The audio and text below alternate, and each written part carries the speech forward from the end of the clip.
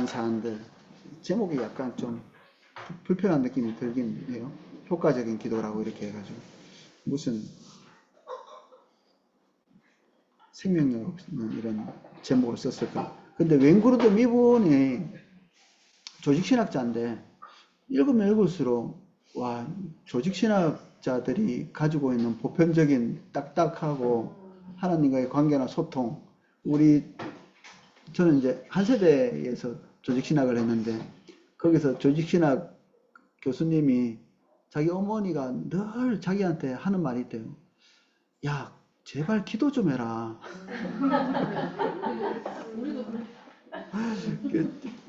아들이 조직신학 교수인데 기도를 안 한다는 거예요. 그래가지고 자기도 나름대로 하는데 근데 엄마가 보기에는 예, 안 하는 거나 마찬가지일 만큼 조금밖에 안 하는 거죠. 사실 뭐 그렇기도 하고 또 우리가 생각하는 것보다 교수님들이 그렇게 주님과의 친밀한 관계를 가지고 있는 분이 많이 없고 우리는 또 그분들한테 배웠거든요. 그분들은 목사님도 아니에요. 그냥 말하자면 이제 일반 평신도 성도님이죠. 그런데 이제 공부를 해서 우리는 목사들은 평신도에게서 길러지고 평신도는 일반 목사들은 평신도를 기르고 이게 서로 이제 생태계처럼 이렇게 물고 물리는 거죠. 그래서 기도를 보통 많이 안 해서 교수님들에게 뭐 영성을 잘 기대 안 해요. 보통은. 근데 요 웨인 그루뎀 이분은 읽으면 읽을수록 오늘 특별히 이제 기도에 대한 것을 읽을 때 더 그런 걸 느꼈는데 이분이 기도를 많이 하나 보다. 기도를 하지 않고는 이런 것들을 이게 쓸 수 없었을 것 같은데 남의 걸 뺏긴 것도 아닌 것 같아요. 보통 교수들은 남의 이렇게 책들을 많이 참고해가지고 막 집약하는 건데 사실 그것도 얼마나 많겠어요. 책들이 이거저거 갖고 오다 보면은 이상한 것도 들어갈 수 있고 이런데 본인이 직접적으로 이렇게 해보지 않고서 쓸 수 없는 내용들을 되게 많이 담아놓고 원래 책 쓰면 다 칭찬하죠. 그 뭐 책 추천하면서 뭐 이 책은 엉망진창이에요 이런 사람은 아무도 없잖아요. 근데 이 책은 진짜 다른 것 같아요.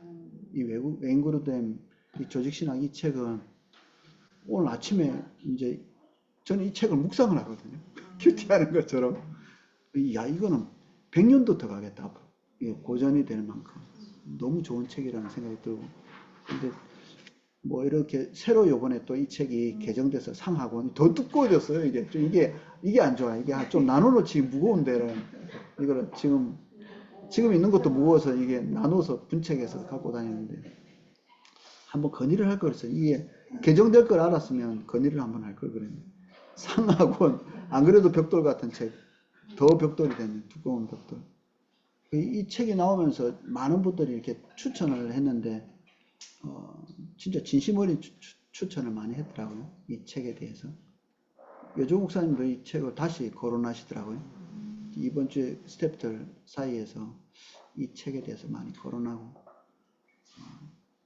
저도 이게 읽으면서 이 책을 안 읽었으면 목회가 잘못될 수도 있었겠다. 방향을 충분히 제대로 뭔가를 잘 몰라가지고 신학교 때 조직신학을 했는데 이렇게 꼼꼼하고 체계적으로 잘 안 했던 것 같아요. 굉장히 그 교수님들이 전공한 전공 분야들이 있어요.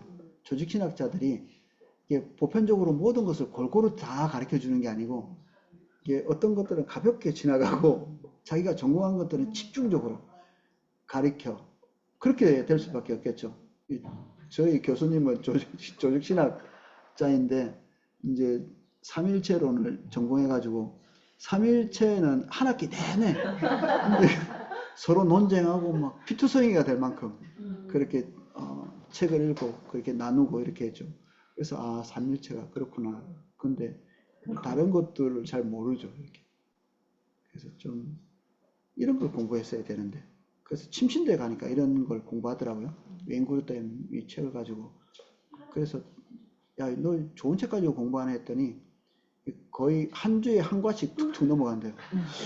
야, 이거 한 학기 만에 이걸 어떻게 하지? 가서 한 학기 한번 끌어서 공부를 해보고 싶은 생각도 있는데 그렇게 빨리 못할 것 같은데 그래서 두 가를 한꺼번에 넘어갈 때도 있고 그래서 저는 저 개인적으로는 참 행운하다 싶습니다. 공부하는 것 자체가. 효과적인 기도를 위한 중요한 사안들, 뭐 그냥 받아들이면 될, 편안하게 받아들이면 될 것 같습니다. 하나님의 뜻을 따라 기도함. 기도 자체가 인격성을 가지고 있죠. 하나님과 우리 사이에 그 인격적인 교제의 한 방편이니까. 근데 이제 효과적이란 말이 그래서 좀 불편한 느낌을 줍니다. 그런데 어떻게 하면 잘 교제하고 하나님의 인도를 따를 수 있는가? 그리고 우리가 기도하면서 헛수고를 하고 있다는 생각을 하면 기도를 잘 안 하게 되겠죠. 저는 이제 치유 기도를 했다 안 했다 했다 안 했다 그러거든요. 보통 언제 열심히 하느냐? 우연찮게 기도했는데 누가 나왔어. 그러면 이제 그때부터 엄청 열심히 기도하는 거예요. 근데 이제 하다 보면 또 잘 안 되고 안 낫고 이러면 또 쓱 꺼져요. 그러다가 또 누가 이렇게 갑자기 여기 치유되고 이러면 또 그때부터 또 열심히 기도하고 한 번 나오면 또 아픈 사람들 다 찾아다니면서 기도했다가 또 안 되면 또 쑥 꺼져 나가고 그러면 안 되는데 그래서 이제 좀 연구를 할 필요가 있죠. 어떨 때 기도를 성실하게 할 수 있을까 싶은 하나님의 뜻을 따라 기도하면 우리가 제일 많이 듣는 거죠.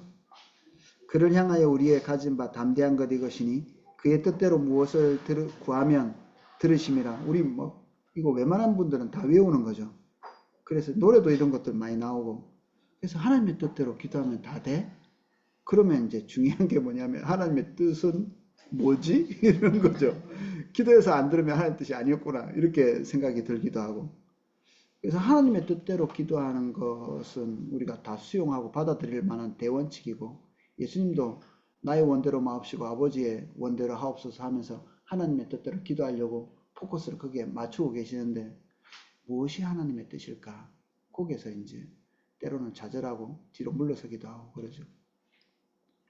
기도할 때 하나님의 뜻을 어떻게 알 수 있는가? 기도하는 문제가 하나님께서 우리에게 명하시고 계시하신 하나님의 말씀을 다루고 있는 것이라면 문제는 간단하다. 예를 들어서 명백히 하나님의 뜻인 게 분명한 것들이 있습니다.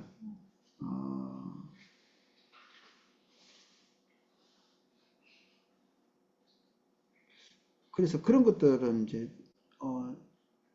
예외가 돼. 하나님의 뜻인가 아닌가? 뭐 이렇게 헷갈릴 만한 것들도 있을 거고 명백히 하나님께서 성경에 제시해 놓고 이런 것들을 위해서 기도하라 이렇게 하는 내용들은 쉽겠죠. 이것이 뜻인지 아닌지를 나누는 것이 쉽습니다. 그래서 중요한 게 하나님 뜻을 알 때 중요한 게 누구한테 가서 물어보는 게 제일 쉬운 방법이지만 별로 안 좋은 것 같아요. 더 근본적으로 좋은 것은 성경을 읽는 것입니다. 성경은 그야말로 특별 계시잖아요. 하나님께서 당신의 뜻을 보편적으로 대략 알 수 있도록 계시를 주셨죠. 이 일반적 계시를 통해서. 근데 그걸 가지고는 명확한 이해를 할 수 없기 때문에 하나님께서 이 문서로 딱 고정을 딱 시켜놓은 거죠. 이게 나의 뜻이다 이렇게 했습니다. 이스라엘 백성들은 가나안에 들어가기 전에 신명기의 내용들을 말씀해 놓고 난 다음에 이거를 이제 동굴 속에다가 잘 보관해라 이렇게 한 게 아니라 하나님이 돌비석에다가 크게 해서 이것을 모든 사람들이 볼 수 있도록 오며 가며 볼 수 있도록 딱 이렇게 새겨서 어떤 곳에 딱 놔두도록 이렇게 지시를 하시거든요. 모든 사람들이 하나님의 뜻을 알 수 있도록 고대 사회에서 하나님의 뜻을 그들의 신의 뜻을 알려면 난감해요. 왜냐하면 항상 바뀌고 그리고 문서화되어 있잖아요. 그래서 기독교가 문서의 종교 이렇게 얘기하기도 하거든요. 기독교에는 문서의 교도들이다 뭐 이렇게 얘기하기도 하고 이게 보편적인 다른 종교에서는 이런 것이 흔하지 않았던 거죠. 지금 우리는 이제 주변의 종교 활동을 하는 사람들을 보면 자기들의 경전이 있죠.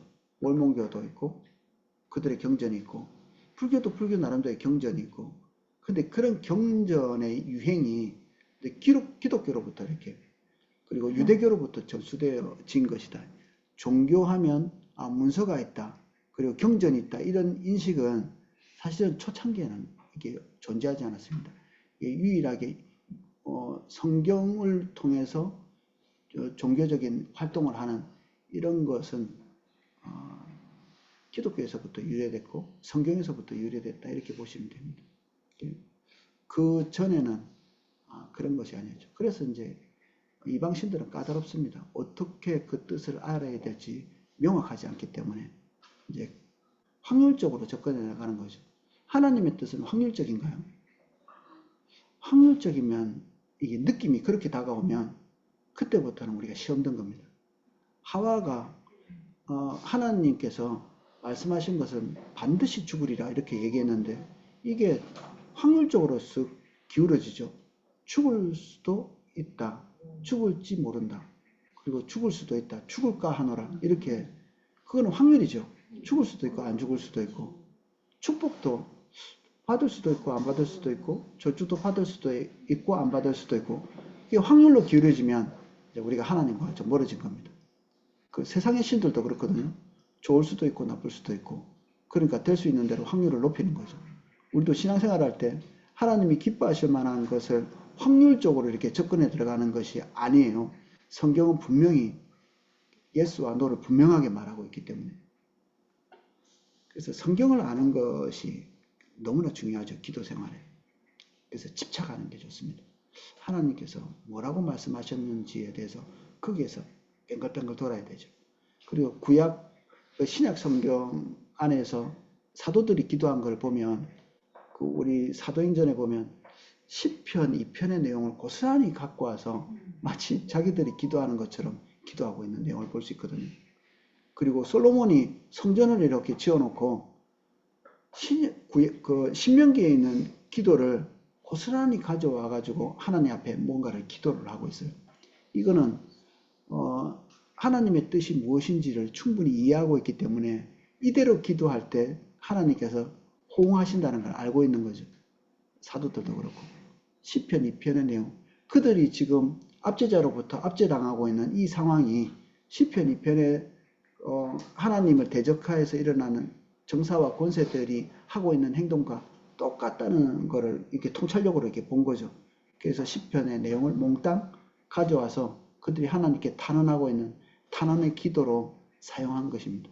그래서 시편을 보시는 것은 너무 또 좋은 일입니다. 왜냐하면 하나님하고 건강한 관계를 가지고 있었던 성도들이 우리에게 본을 보여준 거잖아요.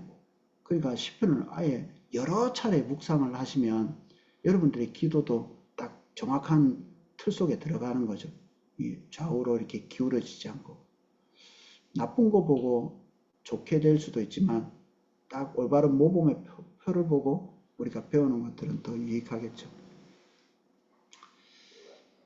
그래서 너희가 내 안에 거하고 내 말이 너희 안에 거하면 무엇이든지 원하는 대로 구하라. 그리하면 이루시리라. 우리 577쪽 두 번째 블록 마지막에 이렇게 인용해 놨는데 하나님의 말씀이 우리 안에 거하면 우리가 주님 안에 거하는 겁니다. 하나님의 말씀과 하나님은 분리할 수 있나요? 예, 분리가 안 됩니다. 하나님의 말씀을 딱 대하고 있고 깨닫고 있을 때 우리는 하나님을 대면한 것입니다. 그래서 하나님의 뜻 안에 거하고 있는 것이고 그래서 어떤 면에서는 우리가 신앙생활하기 너무 쉬운 겁니다. 하나님의 뜻이 계시되어 있기 때문에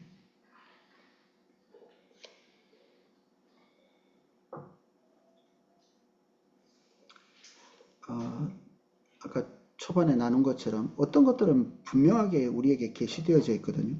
그 마지막 블록에 인용되어 있는 성경 구절이 있습니다. 577쪽 누구든지 너희 중에 누구든지 지혜가 부족하거든 모든 사람에게 후히 주시고 꾸짖지 아니하시는 하나님께 구하라. 그리하면 주시리라. 오직 믿음으로 구하고 조금도 의심하지 말라.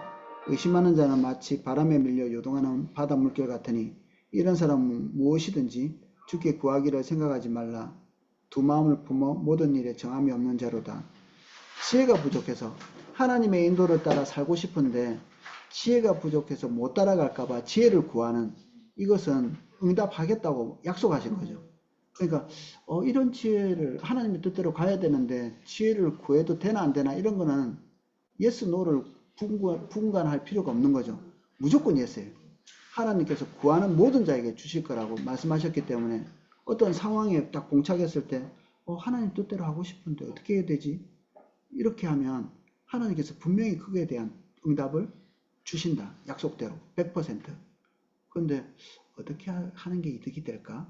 이렇게 접근에 들어가면 좀 곤란합니다. 이러면 이상하게 들을 가능성이 많습니다. 그래서 저한테 어떤 분이 물어보신 경우가 있거든. 아, 여주 목사님한테도 똑같은 거 물어보러 가셨나? 저한테도 강남 땅 팔까? 그리고 분당 땅 팔까? 물으러 오신 분이 있었거든요. 아, 그분이 가셨나 보다. 내가 대답을 안 해주니까. 혼났을 것 같은데. 이런 것들은 이제 이득을 목표로 간 거죠. 하나님의 뜻을 묻는다고 하지만 하나님의 뜻과 자기 이득이 일치되지는 않으니까 그건 같은 기도는 아니죠. 그래서 하나님께서 기대하시는 게 뭘까? 조바심을 좀 가질 필요가 있습니다. 꼭 그 뜻대로 하고 싶은데 그 뜻대로 해야 이득을 보니까 이렇게 하면 이게 좀 혼잡하게 되는 거죠. 집 얘기를 많이 하는데 항상 고민이 그겁니다. 신명기를 읽고 나니까 담장 하나 쌓을 때도 고민이 되는 거죠. 이게 이웃하고 관계에서 하나님 뜻을 세우는 게 담의 의미일 텐데 내 것과 상대방의 것을 분명히 나누고 그런데 이걸 담을 쌓는다는 의미는 또 너랑 나랑 갈라서자는 뜻이기도 하니까 이거 어떻게 쌓아야 되는 거지? 고민이 되는 거예요. 기도하고. 그래서 우리 집 담장 앞에서 담배 좀 안 폈으면 좋겠다. 이런 생각이 들면서도 이게 고민이 돼서 우리 김준영 목사님한테 또 물어봤거든요. 담장을 높이 쌓아야 될까요? 낮게 쌓아야 될까요? 이렇게 물어보니까 김준영 목사님은 높이 쌓으면 담배를 더 많이 피울 거예요. 그래서 그럴 수 있군요. 그래서 기도 많이 하고 있습니다. 이게 몇 센치로 할 겁니다. 이런 고민들에 응답을 주실 것 같아요. 이게 어떻게 해야 될까? 신명기의 말씀대로. 경계선은 올바른 건데 이웃과 담 쌓고 지금 너나 할 건 아니고 우리는 또 복음을 전해야 되고 또 하나님의 백성으로서 전시 백성으로서의 모습을 또 보여줘야 되고 그리고 이방인에 대해서 수용하는 마음도 있어야 되고 또 도둑놈도 들어오면 안 되고 야, 고민이 많습니다. 다 많아놓고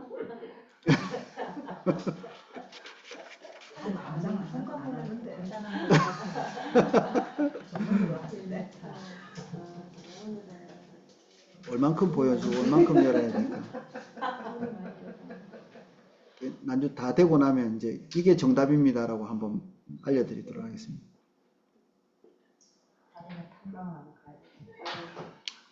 그래요. 지금까지는 마음에 이렇게 짐 안 되고 잘 한 것 같아요. 근데 앞으로 조금 나머지 과정들에 대해서 우리가 어떻게 해야 될까 고민하고 있습니다. 이게 제일 고민입니다.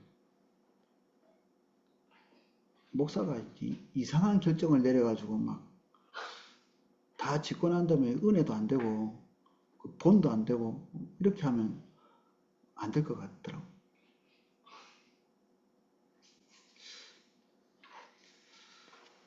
하나님의 뜻이 무엇인지 알 수 없는 경우가 있죠. 578조. 뭐 예화를 자잘하게 이렇게 많이 들어놓기도 했는데 성경이 확실하게 아까 이렇게 읽었던 부분은 확실하게 알 수 있는 부분이지만 확실하게 알 수 없는 여러 가지 케이스가 있습니다.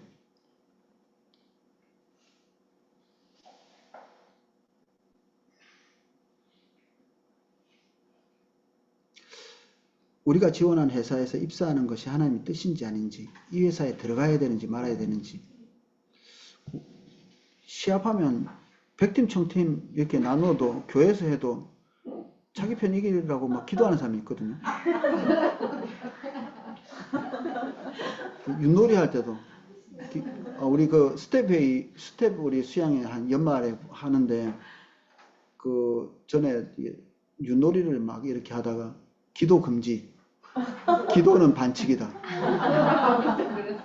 이게 뭐 한편을 하나님이 편들어주면 다른 한편은 안 되니까 이제 게임할 때는 기도하지 마라. 뭐 그런 얘기 농담 삼아 하는 말이면서도 이기는 게 하나님의 뜻일까? 월드컵 할 때 적당히 져서 너무 감사한 것 같아요. 어떤 나라에는 이기면 안 될 것 같더라고요. 어떤 나라에 대해서는. 선교도 해야 되고, 가서 복음도 전해야 될 나라인데, 그래서 져서 너무 감사하더라고요. 아, 너무 감사하다, 이거. 어떤 데는 좀 이겨도 되는 나라가 있고, 이기면 좀 곤란한 나라가 있을 것 같아요. 될 수 있으면 저 이슬람 이런 데서는 좀 져주고, 기독교 나라는 이겨도 될 것 같아요. 우리끼리니까. 교회에서 직분 맞는 것. 직분 맞는 게 다 옳은 걸까? 그러면 돼야 옳은 거죠. 근데 그 하나님의 인도가 있을 것 같아요. 하나님께서 우리를 포도나무 교회로 부르셨잖아요. 그리고 또 각자 우리 세물교 성계 교회로 부르셨으면 목적이 있을 거거든요. 우리가 뭐 사러 온 거 아니잖아요. 이마트 홈플러스는 뭐 사러 가죠. 여기서 물건이 안 좋으면 저쪽에 가도 돼요. 근데 교회는 갔는데 마음에 안 들어. 그러면 옮긴다. 이게 사실은 통하는 게 아닙니다. 어떤 남자하고 결혼했는데 마음에 안 들면 다른 오빠 찾아가면 됩니까? 이게 안 맞는 거죠. 이 부르심이고 하나님의 섭리에 의해서 정해지는 건데 교회가 하나님의 부르심에 있는데 목사만 그런 건 아닐 거거든요. 그래서 거기 가서 부르심에 따라서 있는 거죠. 그 목사 그 지침이 이렇게 옛날에 어떤 그 나이 많은 목사님에게 성도가 부르거든 사양하지 마라. 또 성도가 내쫓거든 있으려고 하지 마라. 이게 하나님의 부르심이 아니라는 거예요. 그냥 나가라는 거죠. 이렇게. 그분이 생각하고 있는 거는 이제 좋고 나쁘고에 따라서 거기 있는 게 아니고 하나님의 부르심에 따라 있고 있지 않고 이런 것들을 그렇게 결정하라는 의미 같았어요. 제가 볼 때는. 성도님들은 안 그런가요? 목사만 그럴까요? 성도님들도 저는 부르심에 따라서 여기 와 있다. 이렇게 봅니다. 저는. 그리고 그 안에서 하나님이 부르셨다면 하나님께서 어떤 지체로 역할을 해야 되는지도 알고 계시는 거거든요. 그러면 딱 그 자리에 있어야 되는 거죠. 딱 그 자리에. 그래서 교회는 유능한 사람이 없어요. 제 역할을 하기 위해서 자기 자리에 있는가 없는가가 그 중요한 것이죠. 자기 자리에 있는가 또는 자기 자리에 없고 자꾸만 어디 딴 데 있는가 여기 붙었다 저기 붙었다 하고 있으면 아마 자기 자리를 못 찾고 있는 사람일 가능성이 많습니다. 자기 자리에 딱 있으면 하나님께서 이렇게 후원하시고 지지하실 수밖에 없을 것 같아요. 자기 기능을 잘할 수 있도록. 그러면 되게 만족감이 있을걸요. 왜냐하면 성도들이 그 사람이 그곳에서 자기 역할을 하는 거를 너무 좋아할 거거든. 그 자리에서. 눈이 눈의 자리에 붙어 있어서 다른 지체들이 너무 좋아할 거잖아요. 눈이 봐줘서 사고 안 나고 지금 여기까지 잘 오셨잖아요. 근데 어떤 지체가 그 자리에 있지 않을 때 아무리 탁월해도 성도들 한 사람 한 사람에게 이득을 끼치지 못하는 그래서 안 좋겠죠. 그래서 성도들이 기뻐하지 않는 자리에 있으면서 자기 만족감을 누릴 수 있을까? 그렇지는 않을 것 같거든요. 서로에게 큰 만족이 될 것 같아요. 제자리에 있을 때. 그래서 만약에 포도나무 교회에 오면서 부르심에 대해서 이해를 잘 못했다면 세물교 성계 각자 교회에서 올 때 어떻게 우연찮게 오게 됐다면 다시 한번 물어볼 필요 있습니다. 저도 사실 우연찮게 왔거든요. 누가 가보래 가지고 왔는데 어떻게 지금 20년째예요. 가버려서 왔다가 잠깐 있다 간다는 게 이제 20년째 이렇게 있는 건데 그때 하나님이 부르신 것 같아요. 여러 가지 상황에서. 이게 이제 거꾸로 이렇게 회귀해 보면 그런 거죠. 저는 부르심이 확실한 것 같고 하나님 여기 있으라고 하신 건 맞는 것 같고 그래요. 어떤 분이 오래 있어서 되게 유능한 줄 아는데 사실 그렇지도 않습니다. 저보다 더 훨씬 유능한 사람들이 여기에서 훈련을 받고 하나님께서 다른 곳에 배치하기 위해서 다 이렇게 가셨거든요. 그럼 무능해서 여기 있는 거냐? 또 그렇지도 않습니다. 또 다 하나님께서 성도를 돌볼 수 있는 적당한 은혜는 다 이렇게 장착하고 나올 수 있도록 이렇게 오셨기 때문에 유능함의 문제가 아니라 부르심의 문제. 여기 있도록 하신 거죠. 성도 한 분 한 분이 새롭게 더해질 때마다 저는 성도님들이 각자 물어야 되지만 저도 묻거든요. 이분이 여기 왜? 이때? 그리고 하필이면 저 같으면 이제 왜 우리 교구에 왔을까? 생각해 보는 거죠. 때로는 우리 교구에 왔다가 제가 마음에 안 들어서 가시는 분들은 섭섭하게 생각합니다. 왜 하나님이 여기 오게 하셨는데 다른 데로 갈까? 왜 구로에 살면서 이 교구 가겠다고 할까? 그런 거 이제 고민하죠.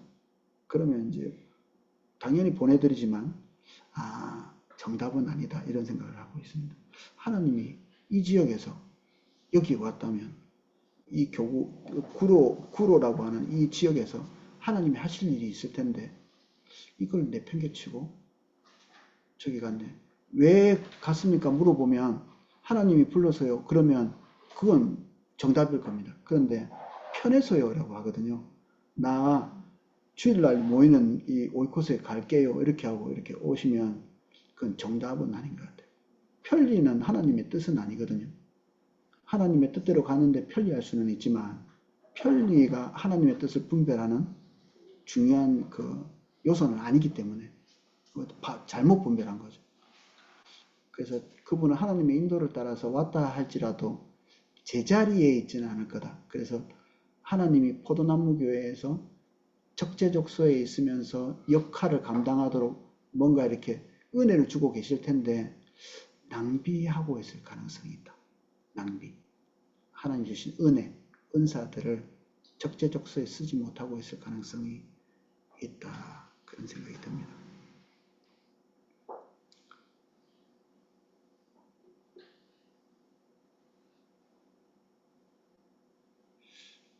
그래서 하나님이 우리를 인도하신 게 확실한지 알기 위해서 기도해야 되지만 아무리 기도해도 잘 모를 때가 있습니다.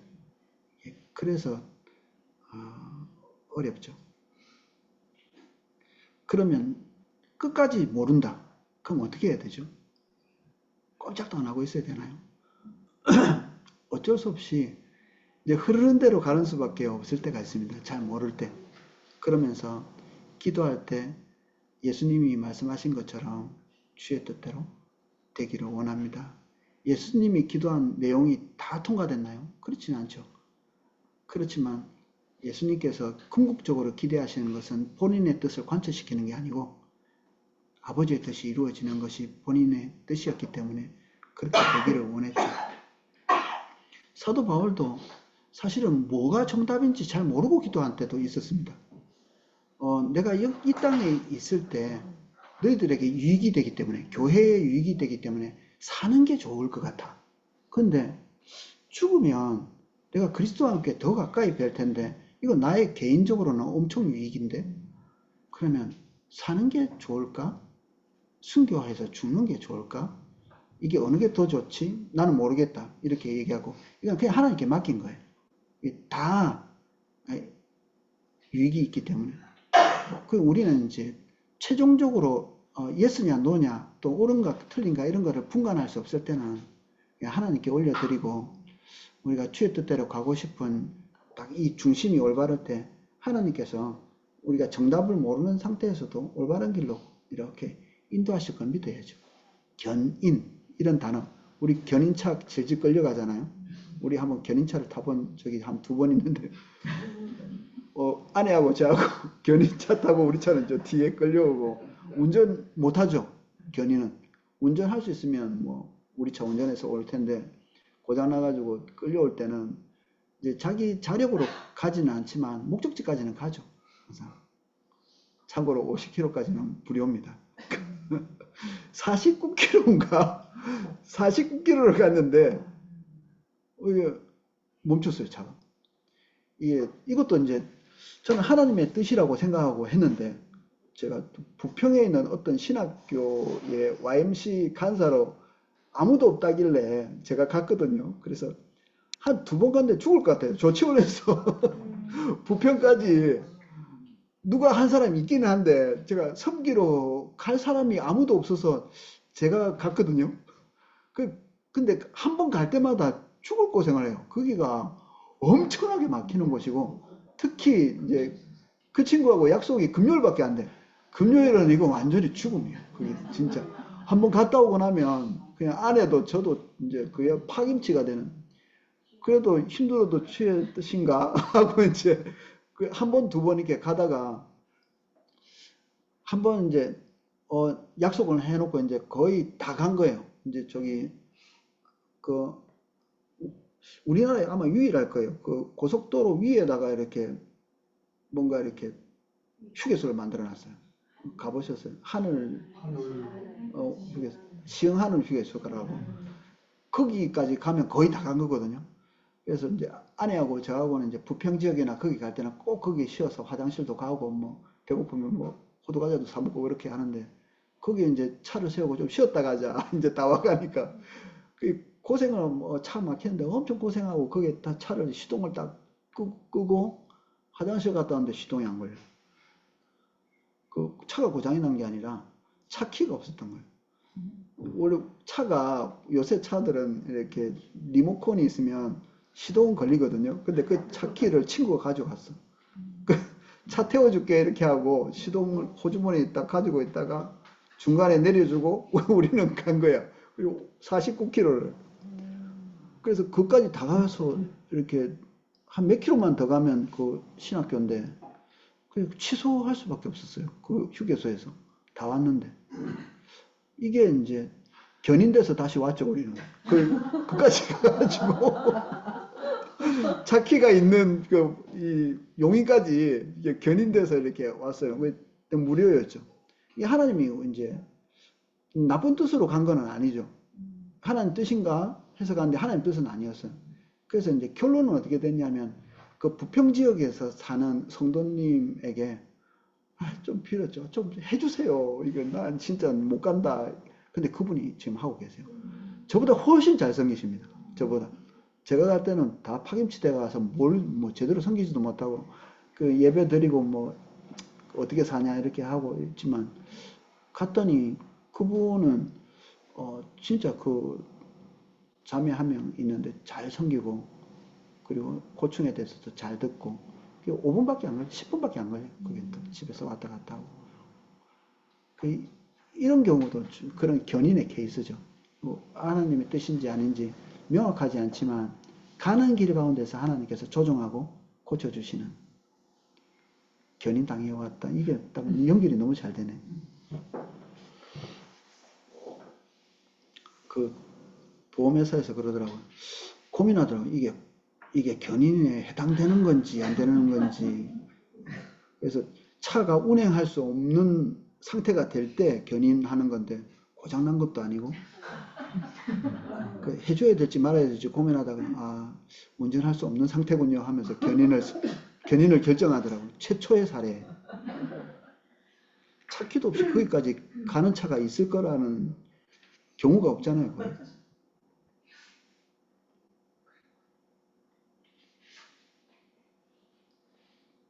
어떤 사람들은 이제 마지막 블럭 우리가 쉽게 할 수 있는 어려움들입니다.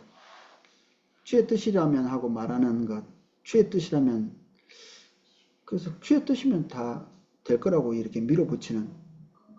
근데 보통 이제 믿음이라고 하는 거는 인격과 인격 사이에서 일어나는 거잖아요. 신뢰, 믿음, 하나님의 뜻이라면 우리가 조금 위험을 감수하고 가는. 우리 교회 건축할 때도 사실 돈이 그렇게 충분한 상태에서 시작하는 경우가 잘 없죠. 하나님의 뜻이라는 걸 확인하고 이렇게 걷는 가운데서 채워지고 이렇게 많이 했는데 근데 갔는데 아닌 경우도 있을 거거든요. 주변에서 그런 것들을 보기도 하고. 근데 이건 믿음이 아니고 신념이었던 경우가 있습니다. 하나님 뜻이 아니었던 경우.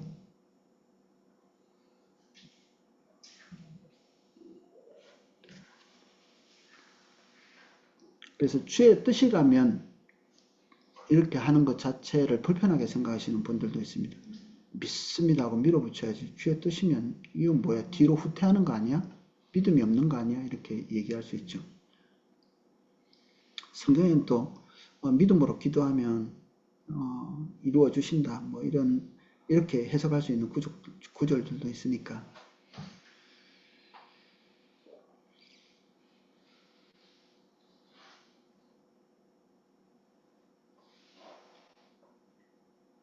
기도의 중요한 것은 579쪽 두 번째 블록.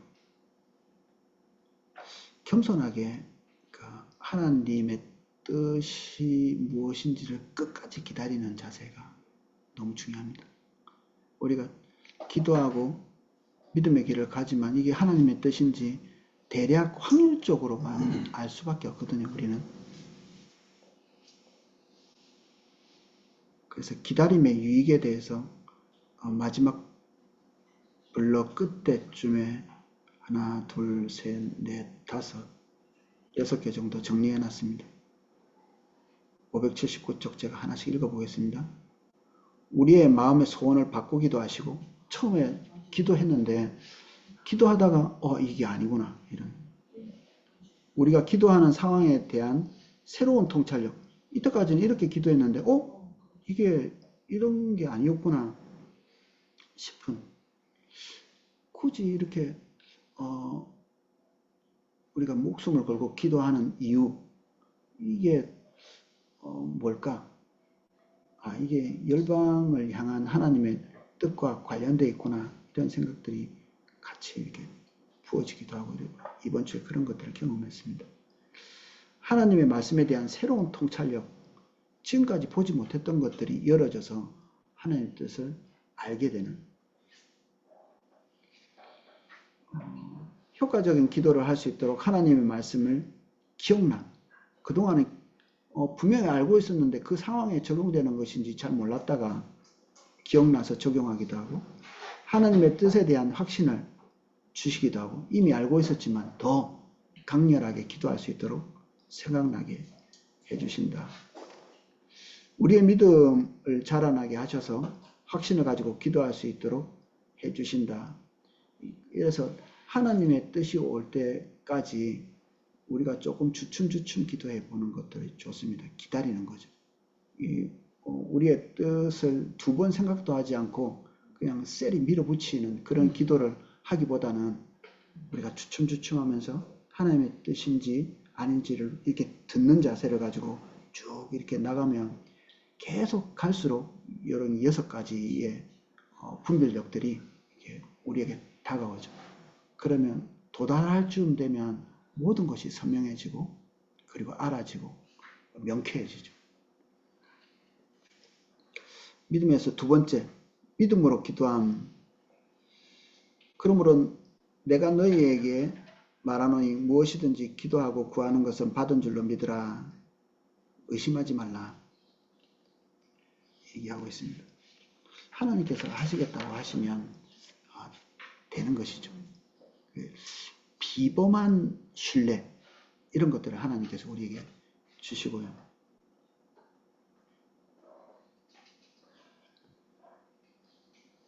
(580조) 열광적인 기도나 억지로 믿도록 만드는 감정적인 노력에 의해서 이게 믿음은 아니거든요.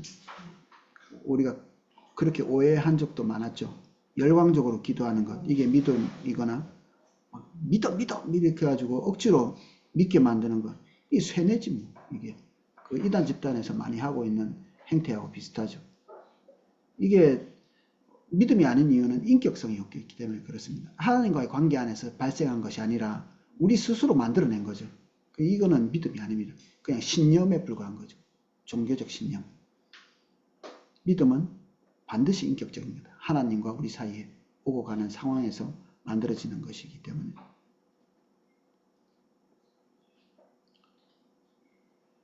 믿을 수 없는 말을 억지로 우리가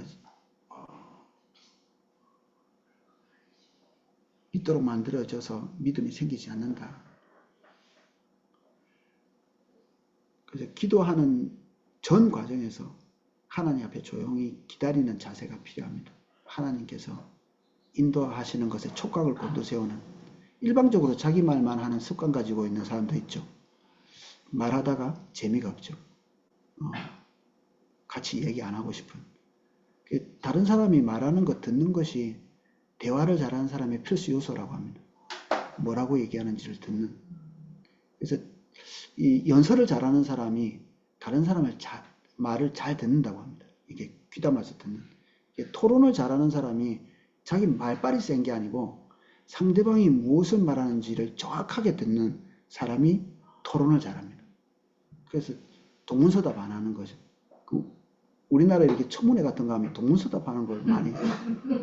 이 얘기를 하는데 이 대답을 하고 자기 말만 계속 한다든지 어떤 것에 대해서 대답을 하는데 그것을 안 듣는 거예요. 안 듣고 또 자기 말을 하고 아마 이게 원고를 써와서 그거를 다 말하고 끝내려고 하나 봐요. 이건 토론이 아니죠.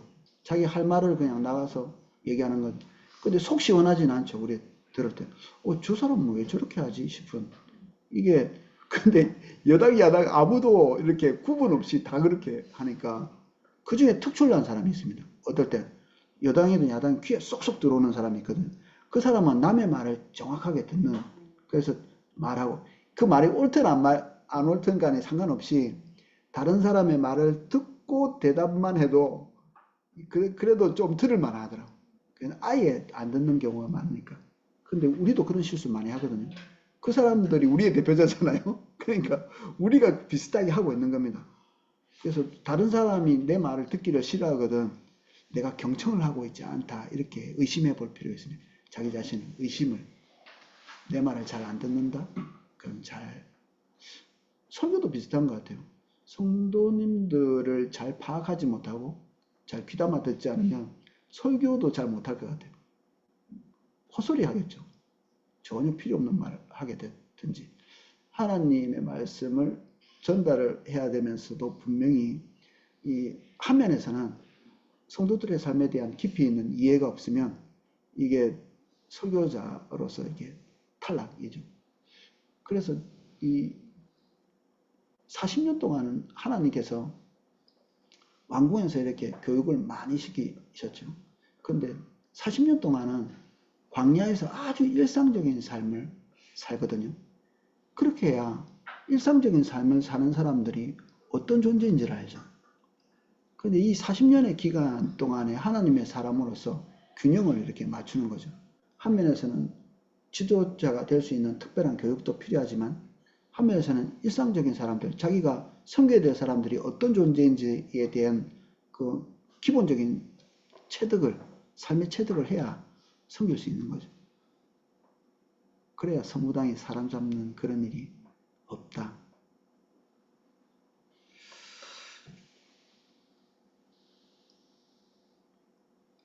성경적인 믿음이란 희망사항도 아니고 이걸 빨리 알았으면 실수를 많이 안 했을 텐데 확실한 근거가 없는 희미한 바램도 아니다.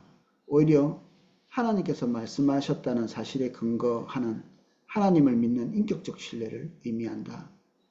하나님께 대한 신뢰와 의지에 확신이라는 요소가 있을 때 그것이 곧 참된 성경적인 믿음이다. 그래서 하나님과 우리와의 살가운 관계가 없으면 항상 우리는 하나님의 뜻에 대해서 흐릿할 수밖에 없을 것 같아요. 그래서 하나님과 좀 친한 사람, 충분한 시간을 가지고 있는 사람이 하나님에 대한 명철한 파악을 할 수 있을까요? 하나님의 뜻에 대한 명철한 파악. 우리 청년들이 세종시초서 이번 주에 찾아왔는데 하나님의 뜻을 명철하게 알고 싶어 하더라고요. 그래서 다윗의 장막에서 2시간 동안 앉아서 시간을 6개월, 7개월 좀 보내라 이렇게 얘기했죠. 안 그러면 알 수 없죠. 누구한테 아마 이제 Q&A 시간을 가지면서 제 입에서 명쾌한 어떤 대답을 탁 해서 알았다 이렇게 하고 싶었던 것 같아요. 근데 대답이 좀 마음에 안 들었을 수도 있을 것 같아요. 성경 읽어라. 2시간씩 다윗 장막에 앉아 있어라. 이런 이야기가 들으나 마나한 이야기를. 그 다음에 순종. 저는 이 문제가 너무 중요한 문제라고 많이 체득을 했습니다. 성도들이 하나님의 음성을 잘 못 듣는다고 저한테 이렇게 오시면 하나님의 음성을 못 듣는 사람은 지금까지 하나도 없었던 것 같아요. 못 듣지를 않아요. 못 들을 수가 없습니다. 왜냐하면 그의 양은 하나님의 목자의 음성을 듣게 돼 있는데 못 듣는다고 하면 어느 시점에 하나님 말씀하신 것을 반복적으로 묵살하고 있는 경우가 많아요. 예. 이게 순종과 관련되어 있는 거죠. 한두 번 이렇게 묵살한다고 하나님의 음성이 안 들리지는 않습니다. 근데 반복적으로 계속 패턴을 가지고 묵살하고 있는 거예요. 평소에 열심히 없는 분은 아닙니다. 이것저것 다 해요. 근데 하나님이 원하는 핵심적인 것만 안 합니다. 딱 원하는 거. 용서해. 이런 부분. 그것만 싹 피하고 다른 거 이딴 만큼 많이 합니다. 요거는 못하지만 요걸로 퉁치려고 이만큼 많이 해서 빚 갚아. 요것만 안 갚고 나머지 뭐 몸이 뼈가 부서지도록 새벽에 와가지고 청소하고 아니 그거 말고 빚 갚으라고 여기에 이만큼 하라고 이만큼. 그래서 그 사람 하나님 음성 못 듣습니다. 이제 하나님 음성 못 들으면 이제 목사가 얘기하는 거죠. 이렇게 하십시오. 이렇게 얘기하면 이제 하나님 음성은 그냥 무시하면 되거든요. 목사는 일주일에 한 번씩 봐야 되잖아요. 안 나와버려. 지금 석 달째 안 나오고 있습니다. 말 안 할 걸 그랬나? 그런 생각도 들고. 그래도 나오는 게 낫나? 옛날에 12개월 동안 안 나온 기록이 있습니다. 적인 관계니까 자꾸 무시하면 상대방이 말하기 싫은 것처럼 성령님이 되게 좀 예민한 분 같아요. 자꾸 무시하면 하나님 임재가 잘 느껴지지 않습니다. 예배도 잘 안 되고요. 그 설교 시간에 목사님 말씀에 시험이 드는 사람들은 좀 불순종한 사람들이 많습니다. 목사님이 말씀하시는 게 귀에 거슬리기 시작해요. 이게 달게 들리지 않고. 딱 그 요소를 딱 찍어서 말하거든요. 헌금 싫은 사람은 헌금에 대한 기도가 이만큼 들려요. 이만큼. 나는 그런 설교가 있는지도 몰랐는데, 그 1시간 내내 들었는데도 11조 얘기를 제 기억도 안 나는데, 그게 핀셋으로 딱 꽂아가지고 이게 이만큼에서 들리는 것은 하나님이 말씀하신다고 그렇게 말할 수 없는 거잖아요. 저는 또 다른 게 이만하게 들리는 거죠. 이렇게. 평소에 잘 생각 안 하고 있던 부분을 크게 나보고 말씀하시나? 이렇게, 맞지? 나보고 말씀하시는 거지, 그게. 목사님은 아닐지 모르겠지만 성령님이 그런 걸 크게 들으라고 이렇게 하는 거죠. 집중해서 들어야 될 부분들. 그래서 내가 마음에 죄악을 품으면 주께서 듣지 아니하신다 그랬는데 불순종은 하나님께서 기대하시는 바를 반복적으로 무시하는 게 불순종이잖아요. 하나님과 소통이 안 됩니다. 사울이 원래는 그렇지 않았겠지만 하나님의 말씀을 반복해서 듣지 않자 하나님께서 그 음성을 차단시켜 버리죠. 우림으로도 둠빔으로도 하나님께서 말씀하시지 않는. 다윗도 범죄하고 난 다음에 나단이 찾아가거든요. 근데 금방 찾아간 게 아닙니다. 한 1년을 더 딜레이 하면서. 그 안에 자기가 범죄했다는 사실은 몰랐죠. 이 귀가 1년 동안 닫혀 있었던 겁니다. 이게. 말하셨겠죠. 안 들었겠지. 그러니까 나단이 갔겠지. 그 기간 동안 다윗이 되게 예민한 사람이잖아요. 다른 것들은 들어도 그거는 귀에 안 들렸을 건데 귀가 신기한 겁니다. 우리가 원하는 것만 듣게 되어 있습니다. 이게 육신의 귀도 똑같거든요. 여러분들 제 목소리만 들리잖아요. 지금 요 팬 돌아가는 소리 맹 들린다. 이 녹음을 이렇게 시켜보면 지금 바깥에 있는 오토바이 소리 뭐 이런 거 다 들어가고 새 소리도 들어오고 난립니다. 근데 귀가 듣고자 하는 것만 듣는 게 은혜죠. 근데 영적인 세계도 똑같습니다. 들어야 될 것만 딱 들립니다. 귀에. 우리가 순종할 때 하나님께 나가는 것이 가벼워집니다. 쉬워지고. 그리고 너무 비장하게 기도를 많이 하시는 분들은 조금 자기 상태를 좀 의심해 볼 필요가 있습니다. 너무 비장하게. 하나님 음성 들으려고 금식을 너무 많이 하는 이런 경우. 그 정도는 해야 하나님이 말씀해 주실 거라고 생각이 되면 하나님과의 관계가 조금 문제가 있습니다. 그렇게 세게 안 해도 하나님 음성 들려야 되거든요. 하나님의 임재가 느껴져야 되고. 그리고 하나님은 말씀하시려고 항상 바라고 계세요. 우리에게 뭔가 말씀하시려고. 근데 잘 안 들린다. 그 정도 세게 해야 된다. 그러면 하나님하고 우리 사이에 뭔가 해결해야 될 부분이 있는 겁니다. 주로 불순종의 문제. 하나님의 음성이 잘 안 들리면 세게 기도할 게 아니라 점검해야 돼요. 점검.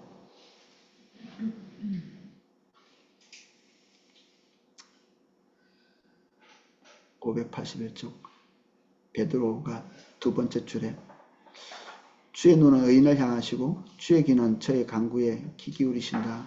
뭐 의인은 아무도 없겠지만 하나님의 백성 주님 안에 있는 모든 기도 간구자, 중보자 그들의 기도를 하나님께서 듣기를 원하십니다. 그리고 반응하시는 하나님이시고 4번 죄고백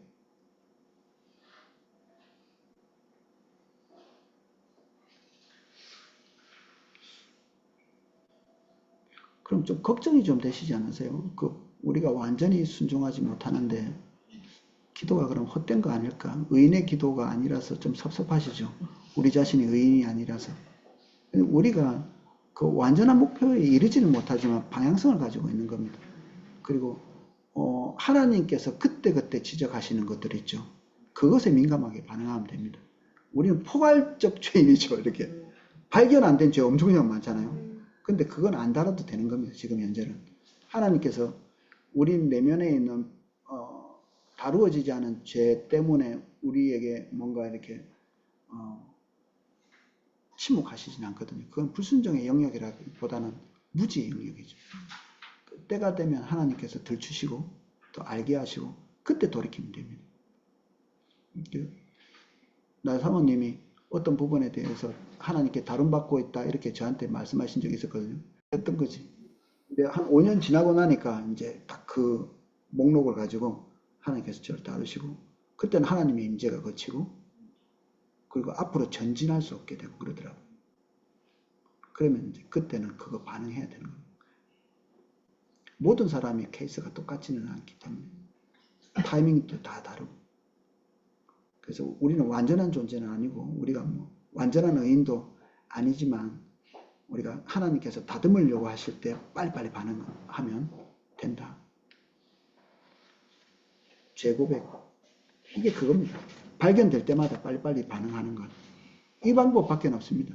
우리가 의로워지는 방법은 하나죠. 뭐 회개밖에 없습니다. 죄 안 짓는다. 그건 뭐 거짓말이고 회개.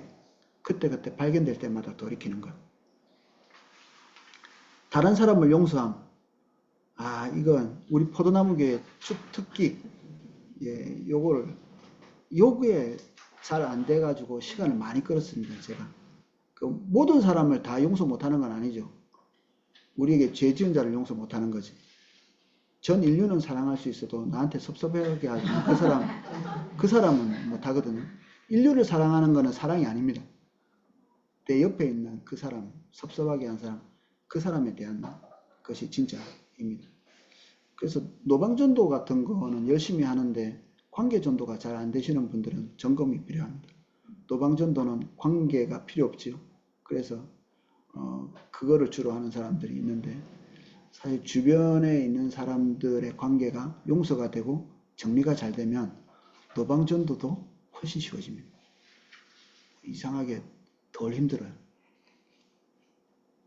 저도 어떤 그 용서의 문제가 제대로 안 될 때는 노방전도가 불구리 의지가 필요했거든요. 마음 막 심호 가다담고 뭐 사형리 가지고 저 사람한테 전해야 되는데 지금 저 프로그램이 그런 프로그램이 많이 들어가 있어가지고 하나 둘 셋 이렇게 가가지고 다다다다다다다 하고 아 저랬다 예수님 연주하시겠습니까? 아니요. 근데 중요한 어떤 용서의 과정을 거치고 나서 이게 훨씬 쉬워졌어요. 저 말을 사람들에게 잘 걸고 그리고 전도를 꼭 안 해도 잘 물어보고 그 사람하고 말 거는 게 즐겁고 처음 보는 사람인데도 이게 가까운 사람과의 관계가 회복되어지면 진짜 그때는 인류애가 발동이 됩니다. 멀리 있는 사람도 사랑할 수 있게 됩니다. 하나님과의 관계와 사람과의 관계는 뭐가 우선일까요? 제가 함정에 걸리시라고 질문한 겁니다. 우선이 아니라 동시에 공존하고 있습니다. 어떤 하나는 되고 어떤 하나는 안 되고 이런 게 없습니다. 이게 동시에 공존합니다. 그래서 이상한 기도가 있죠.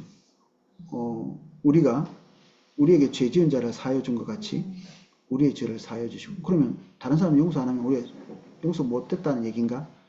그렇게 이해할 수 있지만 어떤 주석에 보면 그만큼 다른 사람을 용서하는 게 중요하다 이렇게 해석하기도 하고, 근데 제가 설명하는 게 더 맞을 겁니다.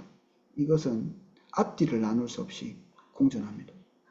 하나님과 용서의 관계가 회복되어 있다면 다른 사람과의 관계가 용서의 관계로 들어가는 것이 쉽습니다. 그렇게 어렵지 않고, 어떤 부분에서는 하나님께 용서받았는데도 스스로를 용납하지 못하고 있는 부분이 있는 사람들은 다른 사람도 용서 못합니다. 자기 자신에 대한 용납이 있는 사람은 다른 사람도 용납이 쉽습니다.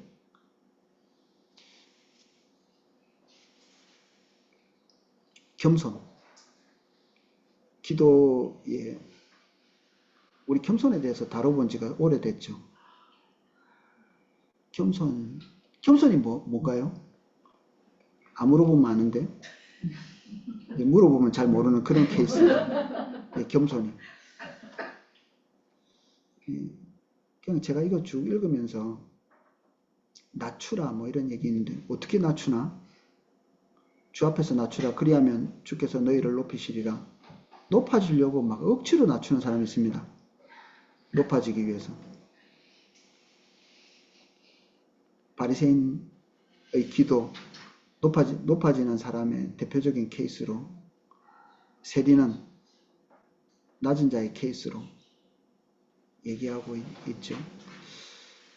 겸손을 제가 정리해 봤습니다. 자신에게 소망을 찾지 않는 것. 바리새인들은 자기가 해온 자기 경건에 기대어서 하나님께 받아들여질 거라고 이렇게 나아가는, 우리의 기도가 상달되는 이유가 뭔가? 바리새인같이 구구이 나열할 수 있다면 우리는 조금 잘못된 자리에 서 있을 겁니다. 하나님 앞에 서 있을 때 우리가 예수 그리스도 외에 다른 가치에 대해서 생각이 나면 안 됩니다. 큐티 잘하면 하나님의 임재가 거칠 때가 있습니다. 일주일 내내 큐티를 열심히 잘하고 은혜로웠고 그 주일 예배 들어가려고 하는데 평소보다 하나님의 임재가 더 없는 거야. 가만히 이렇게 점검해 보면 이번 주에 큐티를 잘했기 때문에 하나님의 임재가 폭포수 같이 내리겠지 뭐 이런 기대하는 게 규칙적으로 큐티를 잘한 것이 되면, 평소에는 큐티 못했지만 십자가 의지해서 내가 예배당에 나와서 주님 앞에 이렇게 나갔는데 그것이 변질이 되는 거죠. 그럼 잘 살면 주님 의지 못하는가? 못 살아야 주님 의지가 되는가? 주님을 대면하는 사람들은 자기 자신의 존재를 보게 되죠. 그리고 다른 사람보다 좀 이쁘게 살 수 있잖아요. 어떤 사람들은. 그러면 이걸 반복적으로 경험한 사람들은 그걸 깨닫게 됩니다. 하나님께서 주신 은혜가 한 주일 큐티를 안 빠지게 하셨다는 게 인식이 됩니다. 자기 의지력을 동원해서 한 것과 은혜 주셨다는 것과 전혀 다른 부분이죠. 각자 체득하셔야 알 수 있을 것 같습니다. 저 같은 경우에는 누가 왜 저 모양이지? 어떤 사람이 행동거지가 저 사람 왜 저 모양이지? 할 때마다 내가 그 모양이 되더라고요. 딱 그 모양. 말투가 왜 저렇지? 예배 자세가 왜 그렇지? 왜 저렇게 미디어를 많이 보지? 왜 저렇게 이렇게 할 때마다 제가 그런 걸 경험하거든요. 딱 그 사람 행동을 일주일 가기 전에 똑같이 하고 있더라고요. 그러면서 이렇게 보게 된 게 그겁니다. 내가 잘 살았던 게 은혜였다는 사실을. 그러면 그 사람도 은혜가 오면 되잖아요. 기도하게 되고. 이게 인식이 되세요? 자기가 잘 살아온 것이 진짜 불교의 의지가 아니었다는 게 인식이 되세요. 그래야 지금 제대로 가고 계신 겁니다. 나의 나된 것은 하나님의 은혜라. 다른 사도보다 훨씬 더 많이 했는데 이 사실을 가지고 우쭐거리지 않고 하나님이 이런 일을 하게 하셨네 라는 인식이 딱 들어와 있어요. 이렇게 체득이 되는 거죠. 아닐 때도 있었던 거죠. 본인에게. 근데 이런 것을 할 수 있도록 하나님께서 지속적으로 격려해 주실 이런 과정이 있었던 거죠. 굉장히 잘했는데 어느 날 뚝 끊어지는 경우가 있지 않나요? 굉장히 잘했는데 요즘 목사님도 설교하실 때 그런 얘기 하시더라고요. 밤마다 영어 성경 읽고 그러니까 이 기간을 수년 동안 이어왔는데 나는 원래 성실한 사람이야 이렇게 생각했는데 어느 시점에 하려고 하니까 안 되는. 저도 일정 기간 동안에 이렇게 열심히 이렇게 하게 되는. 그런데 다른 사람이 그렇게 안 할 때 왜 열심히 안 하지? 그런 생각이 들었는데 어느 시점 한 3년, 4년 이렇게 지나고 난 다음에 하려고 해도 안 되는 경우가 많더라고요. 하려고 해도 안 돼요. 그래서 어떤 스텝 한 분이 저를 찾아왔어요. 하나님의 은혜가 많이 흐르고 있는데 유학 간대. 그래서 제가 그분에게 이렇게 조언했어요. 너 유학 갔다 오면 그 은혜가 없어질 건데 유학 간다고도 이게 더 증폭돼서 하나님의 은혜가 오는 게 아니다. 때가 있고 지금 너한테 함께하고 계시는 이거는 네가 열심히 노력해서 얻어지는 게 아니다. 노력 안 하고 있는 것은 아니죠. 그거 최선을 다하고 있어요. 근데 최선을 안 하는 사람이 어디 있나? 최선은 포도나무에 살짝 치고 몸부림쳐서 하는 모든 사람이 다 이런 은혜가 있었던 것은 아니기 때문에 은혜의 때에 반응해야 된다. 이렇게. 그래서 3년을 딜레이 하고 계속 하고 있거든요. 지금 하나님께서 여러분들에게 뭔가를 잘하게 하고 계시잖아요. 끝날 때까지 감사하면서 지탱해 나가야 됩니다. 어느 날 안 될 때가 있습니다. 딱 끊어질 때가 있어요. 밥하는 게 그렇게 즐거울 수 있거든요. 화장실 청소하는 게 그렇게 즐거울 수 있습니다. 기도회가 꿀같이 달 때도 있습니다. 이 성경보고 이렇게 하는 게 재밌게 느껴지는 이것도 어느 날 끊어질 때가 있을 겁니다. 그러니까 이 은혜가 와 있을 때 언제든지 있겠지 이렇게 생각하면 안 되십니다. 저도 이게 탄력받아서 지금 하고 있을 때 정신 차려서 이렇게 잘 해야지 그런 생각이 있습니다. 어느 날 재미가 없을 때도 있을 거고 저도 신학교 나왔는데 이거 재미없었거든요. 지금 재밌기 때문에 지금 이게 비범한 시기라는 걸 알고 있습니다. 특별한 시기다. 끊어지면 안 된다.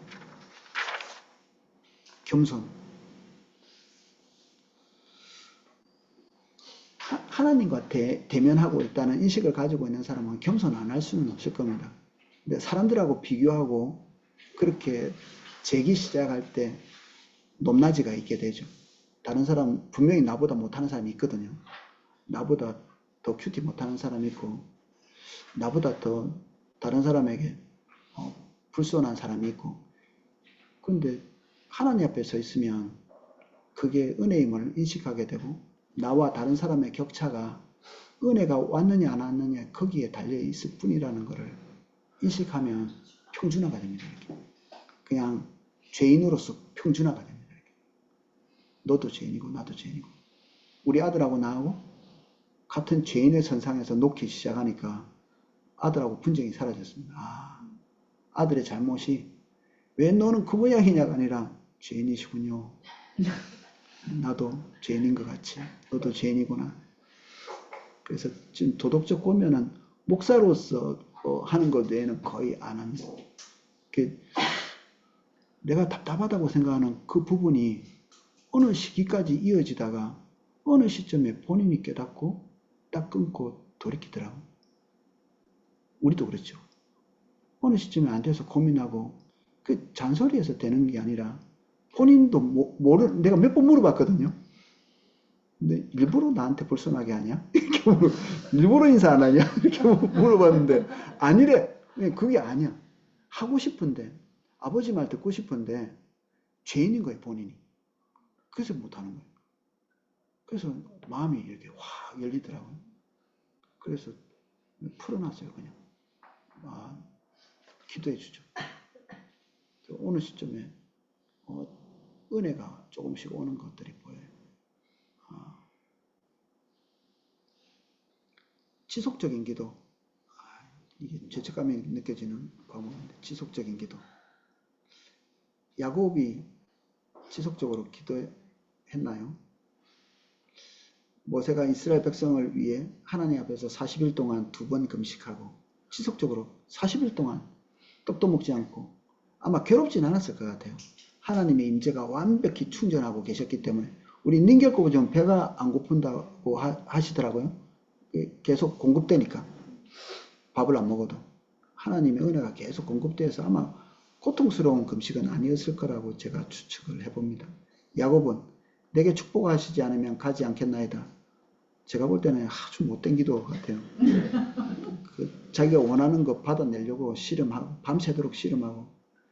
이 사람은 이 의지가 꺾어져야 축복은 해야 되겠다. 하나님의 뜻이거든. 축복하고 싶은. 누가 안 하고 싶냐? 자기가 매달려서 축복을 받아낸 게 아니고 축복은 하고 싶은데 어떤 요소가 결핍이 있는 거죠. 자기 뜻대로, 자기 의지대로, 자기 뜻대로 인생을 꾸려가려고 하는. 그래서 축복과 함께 주어진 게 뭐죠?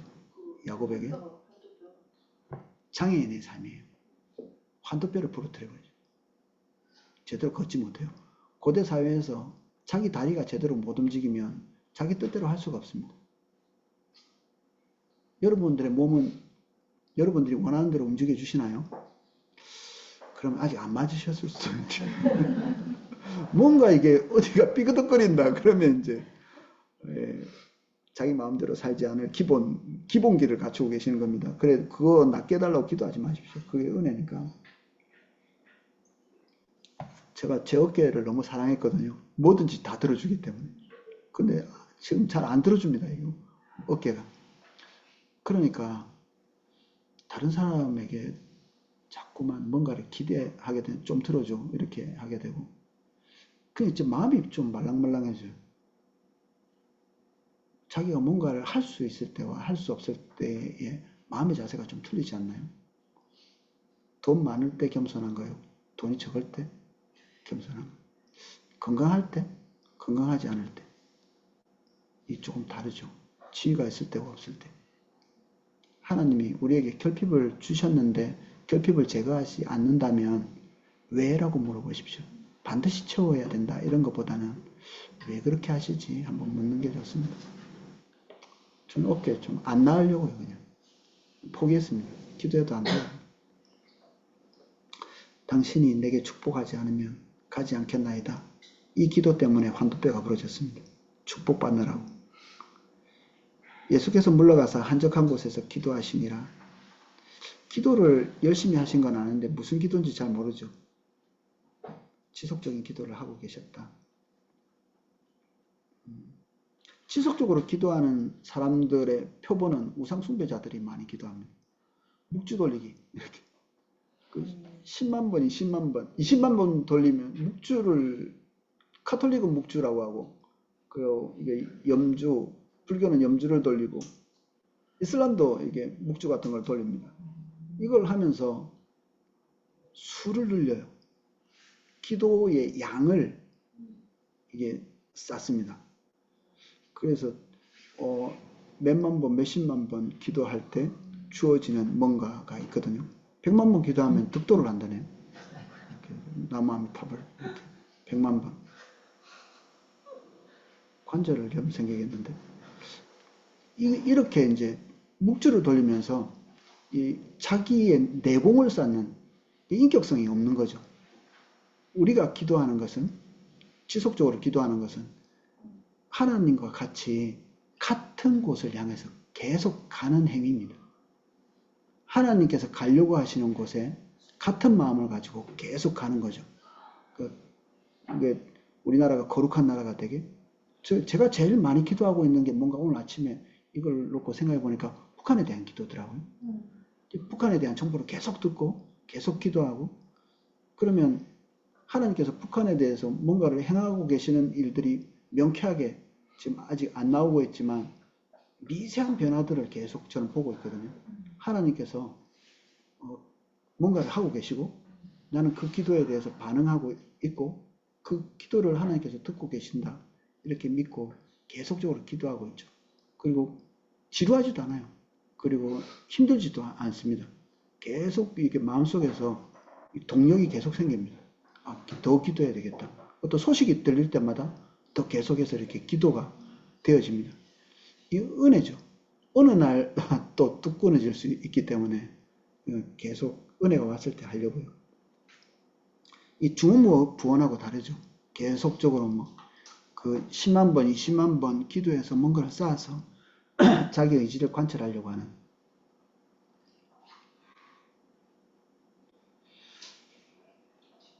이상하게 종교들은 다 그런 면을 가지고 있네요. 중언부원을. 이방인들이 기도하는 것처럼 중언부원하지 말라 이렇게 했는데 아마 유대인들도 그런 습관을 가지고 있었나 봐요. 계속해서 반복해서 말하면서. 같은 말을 계속 반복하면 그 무아지경에 빠지는 경험들을 해보셨나요? 같은 말을 계속 반복해서. 그래서 찬양 같은 것도 좀 고민이 좀 필요한 것 같아요. 어떤 그 침묵기도, 묵상기도 이런 것들을 계속 같은 말을 반복하면서 어떤 깊은 어떤 무아지경 같은 데로 들어가는 이런 것들을 가톨릭에서 그렇게 많이 하죠. 그레고리안 찬트라는 그런 영역이 있는데 같은 말을 무한정 이렇게 많이 반복하기도 하고 그리고 곡조를 많이 쓰지 않고 하면서 반복해서 하면서 경건한 느낌을 주는. 그래서 주원부원과 우리가 하고 있는 지속적인 기도는 차이가 있다. 인격적인 차이가 있다. 열심으로 기도함.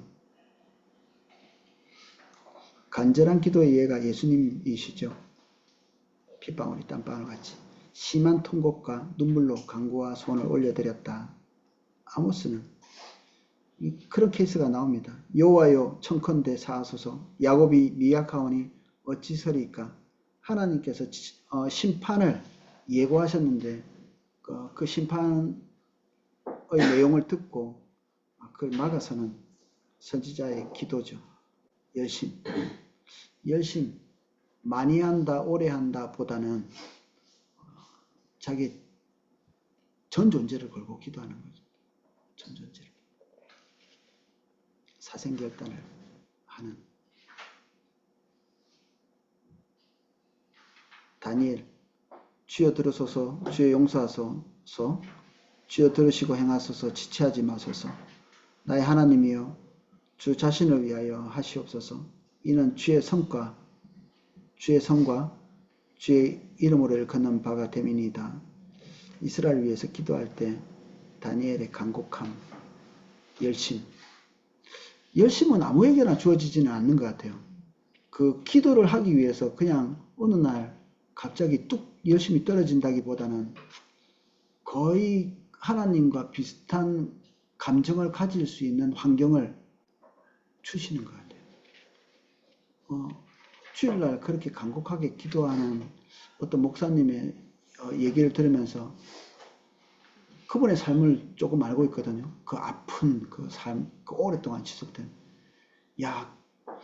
저렇게 아픈 시간을 지나지 않고 저렇게 간곡하게 하나님께 매달릴 수 있을까 싶은.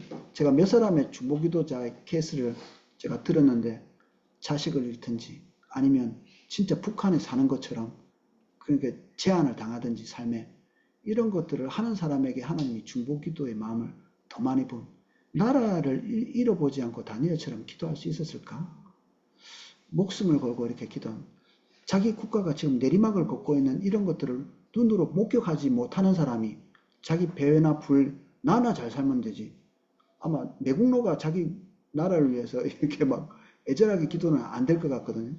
이런 것들이 경험되어지지 않으면. 선지자들이 하나님의 말씀을 들을 때 정보를 듣지는 않거든요.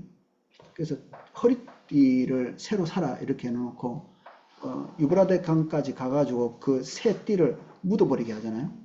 그리고 다시 가서 그것을 풀어보라 이렇게 얘기하는데 이게 진짜 유브라데고 진짜 이 예루살렘 거리라면 이게 부산에서 서울까지예요. 배띠를 부산까지 가서 묻어놓고 다시 와가지고 아유 묻어놓고 왔습니다 했는데 하나님이 다시 가서 파. 또 다시 내려가서 파요. 그럼 한 달도 더 걸리겠죠. 두 달도 걸리고. 배띠가 강가에 묻어놨는데 성할 리가 없죠. 딱 들어보니까 다 썩어가지고 이제 쓸 수 없는 새 배띠를 샀는데 마음이 어떨까요?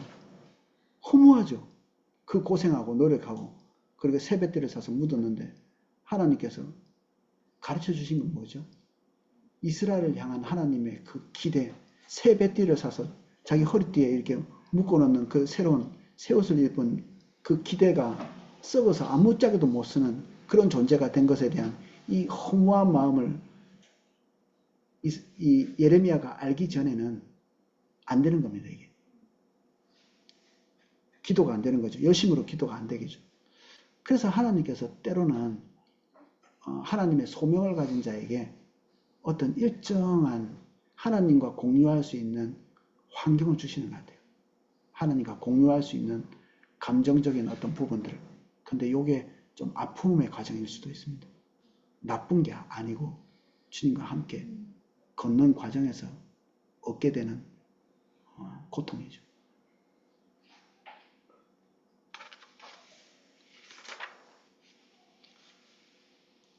(586쪽) 주님의 응답을 기다림. 우리가 했던 것에 많이 포함되어 있는데 밑에 작은 글자로 인용되어 있는 글이 있습니다. 나 곧 내 영혼이 여호와를 기다리며 내가 그의 말씀을 바라는도다. 파수꾼이 아침을 기다림보다 내 영혼이 주를 더 기다리나니 참으로 파수꾼의 아침을 기다림보다 더하도다. 제가 군대에서 파수꾼 해봤거든요. 밤에 이렇게 근무서고 낮에 자고 그런 부대에 있었는데 너무 피곤하죠. 낮에 자면 되는데 낮에 또 헛짓하고 또 다른 거 하고 내 시간 쓰고 밤에 하니까 너무 피곤하죠. 뭐 기다리냐면 해 뜨기 기다려요. 빨리 떠라 빨리 떠라. 한 몇 분 남았지 계속 시간 보고 이게 너무 지겹고 해 뜰 때를 기다리는 파수꾼의 아침을 기다리는 것 목마르죠. 하나님께서 지금 내가 기도하고 있는 것에 대해서 답변을 주시기를 기다리는. 시험 든 사람은 어떻게 해요? 하나님께 반복해서 물어야죠. 그래서 하박국이 그 예배 드리러 갈 때, 제사 드릴 때 그때 하나님으로부터 음성을 듣거든요. 명쾌하게 해결되는 거죠. 우리는 하박국이 가지고 있는 질문을 많이 합니다. 왜 하나님을 믿지 않는 사람이 훨씬 더 잘 되는 것 같이 보입니까? 라는 질문을 할 수 있지만 우리는 하박국이 들었던 그 음성을 듣고도 우리가 명쾌해지지 않는 이유가 뭐냐면 하박국은 하나님으로부터 들었고 우리는 글자로 읽기 때문에 납득이 잘 안 되는 겁니다. 주님이 오셔서 딱 말씀하실 때 그때 족쇄가 풀어지거든요. 그래서 여러분들이 직접 기도하고 나서는 하나님으로부터 답변을 들어야 됩니다. 무슨 내용이든 뻔히 알아도 하나님의 성령께서 여러분들에게 사랑한다고 말하는 것과 누가 몰라 그거 하나님이 우리 사랑하는 것. 그런데 주님이 여러분들에게 사랑한다고 말씀하셔야 그때 사랑하시는구나. 그래서 기도사역 같은 거 할 때 하나님이 형제님 사랑하십니다. 이렇게 할 때 우는 사람들 많거든요. 그거 제가 1000번도 다 한 것 같아요. 기도사역 할 때 많은 사람들에게 똑같이 다 그런 말씀하는데 적재적소에 그때에 하나님께서 말씀하게 하실 때 그 사람에게 하나님의 음성이 되는 거죠. 여주 목사님께 제가 기도를 3번인가 4번인가 받았는데 다 일치해요. 지혜와 계시에 영을 열어주시고 뭐 이런 외워 3번 다. 근데 똑같이 들었지만 그때 그 시점에 하나님이 나에게 말씀하신 거기 때문에 음성이 되는 거거든요. 똑같은 내용임에도. 다른 사람이 할 수도 있겠죠. 내가 그 말씀 모르나? 그거 다 알고 있는 말씀인데. 근데 그때 그 시점에 우리가 하나님의 음성을 기다리는 순간에 하나님께서 말씀하신 거기 때문에 하나님의 음성이 되는 거죠. 그래서 옆에 제가 조그맣게 써놨는데 바쁜 기도는 악이다 이렇게 써요. 바쁜 기도 후다닥 해치우고 빨리 그 자리를 탈피해서 나오는 거. 그래서 안 되더라도 2시간 채우라고 우리 청년들한테 그러게 2시간 채워라. 10분 해도 기도할 거 없어도 좀 2시간 때우고 나와라. 그냥 가만히 앉아서 기다리는 게 훨씬 중요하기 때문에. 여기 예화를 드러놨습니다. 세 가지 기도. 어떤 사람을 초청하는데 밥 한번 먹을까? 이렇게 초청하는 경우도 있고 꼭 한번 우리 같이 밥 먹어요. 이렇게 하는 경우도 있고, 세 번째는 눈을 바라보면서 이미 다 준비가 된 상태에서 우리 집에 와서 식사를 꼭 해줬으면 좋겠습니다. 라고 하고 기다리는 것. 이 세 가지 예를 들어놨어요.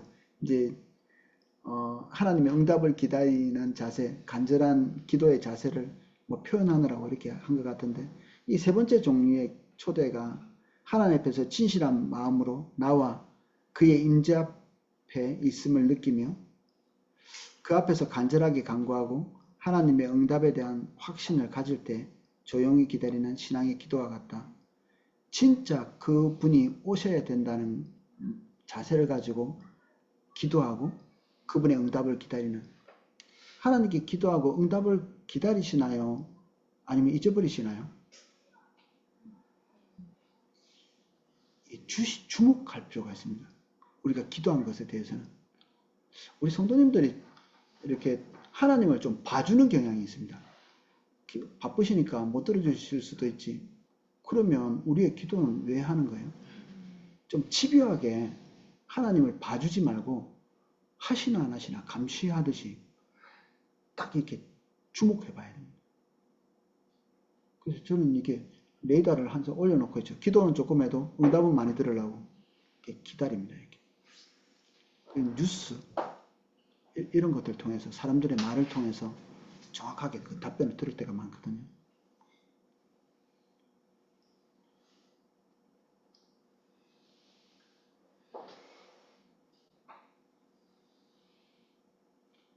개인적인 기도. 다니엘은 다락방에 들어가 하루에 3번씩 무릎 꿇고 기도하며 그 하나님께 감사했다. 저도 똑같이 따라한 적이 있었던 것 같아요. 3번 굳이 나눠가지고. 근데 우리가 활용할 수 있는 시간들이 있을 겁니다. 다이스 장막 2시간, 그리고 아침에 도구마다 새벽 기도 하는 것, 이런 것들을 활용하시고, 그리고 우리 각자 여러 군데 속해 있는 그런 곳에서 저는 따로 시간을 내는 것도 새벽이나 이럴 때 중요하고, 그리고 우리가 모였을 때 예배할 때 건성으로 하지 않는 것, 그게 너무 중요한 것 같아요. 그 시간 짬짬이 기도하잖아요. 우리가 시작할 때 우리가 찬양했잖아요. 이 시간도 우리가 행사로 때우고 넘어가는 게 아니라 이 시간 안에 이렇게 기도하고, 저는 따로 시간을 그렇게 많이 내지는 않거든요. 저도 새벽 그리고 다이스 장막 인도하는 것, 그리고 올코스 방문해서 예배하는 것, 이거 하나하나가 부족한 느낌을 안 가지거든요. 내일 같은 경우는 크리스마스 팀 모이는 모임, 그 예배 안에서도 뭔가를 이렇게 주기 위해서 예배하는 게 아니라, 그리고 인도하기 위해서 예배하는 것이 아니라 예배자로 그냥 그 안에 들어가서 예배하는, 그러면 목마름을 충분히 해결하실 수 있을 겁니다. 그 하나하나 다 활용하시면. 근데 그런 것, 짜잘한 거 하나하나를 행사처럼 만약에 하시는 습관을 조금이라도 이렇게 들이시잖아요. 그러면 이게 또 누룩처럼 점점점 우리를 굳어지게 만듭니다. 그렇게 안 하셔야 됩니다. 차라리 안 하든지. 그래서 식사기도 같은 것도, 우리 와이프가 항상 저한테 이제 잔소리 많이 하는 게, 식사기도 좀 해라. 밥 먹을 때 기도 좀 해라. 이렇게. 제가 밥을 이렇게 놓고 진짜 감사할 때는 그 기도를 죽지 못해서 이렇게 밥 먹을 때도 있거든요. 이걸 또 먹어야 되나, 이렇게 때가 돼서 먹는 경우도 있고. 감사한 마음으로, 식사는 감사한 마음으로 이렇게 먹죠. 그리고 기도의 습관도 중요하고. 근데 건성으로 때우고 지나가는 기도가 하나라도 없도록 제가 신경을 쓰고 있는 거는 그거거든요. 하나로 돕게. 그래서 불시에 저한테 기도시키는 거 별로 안 좋아합니다. 할 생각도 별로 없는데 목사니까 기도하라고 얘기해요. 그래서 모든 모임에 저는 다 돌아가면서 기도합니다. 모든 모임. 각자가 하나님 앞에서 이렇게 집중해서 기도할 수 있도록. 그리고 목사이기 때문에 또는 인도자이기 때문에 기도하는, 그리고 그 시간에도 사실은 마음을 다해서 해야 되겠지만 기도가 행사가 되거나 프로그램의 일환이 되지 않도록 세심한 주의가 필요합니다. 그래야 됩니다. 그래야 우리가 굳어지지 않습니다. 그리고 누가 기도해 주세요 이러면 거짓말 하지 마시고, 내가 시간이 없어서 기도 못 해주겠다 이렇게 하시고, 기도하라고 할 때는 반드시 기도하고 건성으로 때우지 않도록. 그래서 어떤 중고등부 내가 교사를 할 때 어떤 엄마가 와가지고 기도해 달라고 이렇게 우리 애가 그 시험 치는데 것 같아요. 인사치레로 했거든. 반드시 생각하고 생각을 집중해서 기도해야 될 것 같아요.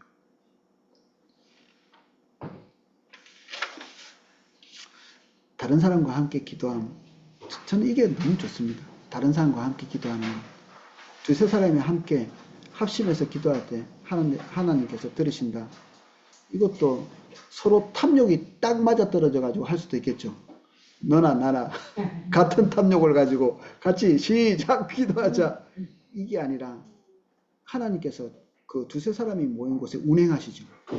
운행하시면서 우리의 기도를 주도해 나가십니다.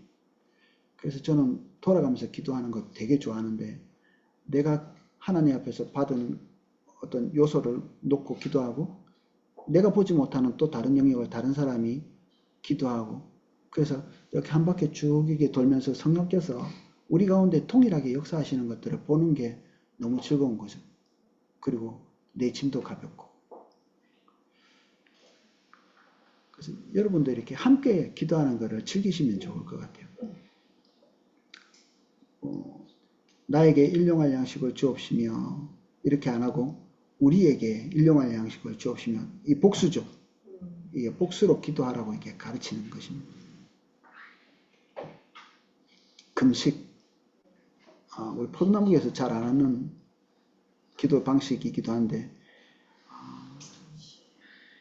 금식을 볼 수 있는 게 간절하게 기도할 때 느헤미야의 케이스에 나옵니다. 그 하나님 앞에서.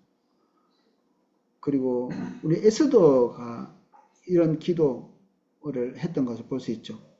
너무 절박하고 어려운 상황에서 뒤로 물러날 곳이 없는 곳에서 애통하면서 기도하는 그런 케이스가 있습니다. 금식 기도를 회개와 관련돼서 하는 경우도 있죠. 성경에 나와 있는 케이스를 지금 찾고 있는 겁니다. 그리고 또 한 가지 볼 수 있는 것은 교회 지도자를 세울 때, 바울과 바나바를 세워서 보낼 때 모두가 금식 기도했다고 이렇게 되어 있거든요. 그러니까 이런 중대 사안일 때 또는 절박할 때, 회개할 때 이런 금식 기도를 했던 케이스가 있죠. 우리가 욕심에 가득 차가지고 이렇게 뭔가를 받아내기 위해서 금식하고 떼쓰는 이런 게 아니고, 이런 하나님께서 중대한 사항을 놓고 하나님과 좀 더 깊이 있는 교제를 해야 될 때, 그리고 기도에 집중해야 될 때, 이럴 때는 이제 식음을 전폐하는 이런 기도. 다윗도 간곡히 이렇게 치유해야 될 상황일 때 금식한 케이스들을 우리가 알고 있습니다. 성경에 나와 있고, 그런데 아마 뒤에는 그런 모든 것들을 정리한 것들이 몇 가지 있습니다. 589쪽. 금식은 주님께 대한 의뢰와 겸손을 증진시킨다. 육체가 아무래도 연약해지면 또 겸손해지죠, 우리가. 육체와 몸은 분리되어 있지 않죠. 영육혼 이렇게 나누는 거는 좀 헬라식 방식이고요. 원래 구약 성경은 영육혼이 나누어지지 않습니다. 몸이지, 그냥. 몸. 이게 나누어지지 않는 하나. 우리가 나누어진 존재는 아니잖아요. 하나로 됐지. 영과 혼과 우리 육체가 구분해서 생각할 수 없을 만큼 하나로 되어 있죠. 그래서 이런 것들은 어떤 하나가 성한데 어떤 하나가 나빠지고 이렇게 되지 않습니다. 하나가 손상되면 연쇄적으로 이렇게 약해지고, 하나가 좋으면 연쇄적으로 또 좋아질 수 있는. 그래서 금식하고 육체가 고통 속에 이렇게 들어가면 영혼도 이렇게 겸손해지고 그렇게 될 수 있다. 금식은 기도에 더욱 집중하게 만든다. 우리가 금식해보면 느끼는 게 우리가 밥 먹는데 에너지를 얼마나 쏟았나 그런 것들을 볼 수 있죠. 밥 먹기 위해서 준비하고 그리고 그 먹는 시간들, 그 먹고 나서 치우는 시간들. 한국 사람은 특별히 좀 식사하는데 시간이 많이 드는 것 같아요. 좀 간편하게 할 수는 없나? 햇밥 수도사들은 거의 그 먹는데 시간을 별로 안 보냈습니다. 1년에 2번 빵을 굽습니다. 옛날에 그 수도사들은 광야에서 빵이 안 썩어요. 너무 건조한 곳이 되니까 빵을 구워 놓으면 돌덩어리처럼 됩니다. 그런 거를 이제 물 같은 데다가 찍어서 먹고, 근데 그런 걸 가지고 식사를 하는 거지. 야채 조금 하고 이렇게. 아니면 좀 여유가 있으면 포도주에 찍어 먹든지 아니면 기름에 찍어 먹든지 이렇게. 이게 식사에 대한 그 노동이 그렇게 많이 없는데 우리는 좀 노동이 많이 있죠. 그래서 금식은 이런 것들 한국인이 훨씬 이득을 많이 보겠네. 음식 먹는데 너무 많은 시간을 보내니까. 음식을 먹지 않으므로 개인적인 평안함을 희생한 것 같이 우리 자신을 온전히 하나님께 헌신해야 함을 상기시킨다. 배가 고프면 위험하죠. 너무 많이 금식하면 건강도 상하고 죽을 수도 있습니다. 우리 친구 중에서 남편이 금식하다가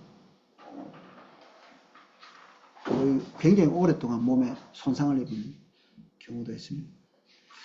그래서 하나님과의 교제를 위해서가 아니라 다른 목적으로 금식은 하지 않는 게 좋을 것 같습니다. 자학으로 가는 경우도 있습니다. 자기가 회개를 해야 되는데 자기에게 벌을 주는 이런 금식도 있거든요. 그렇게 안 해야 될 것 같고, 금식은 자기 훈련, 먹지 않는 게 쉬운 일은 아니죠. 우리 다이어트 한다고도 많이 굶는데 쉬운 일 아니죠.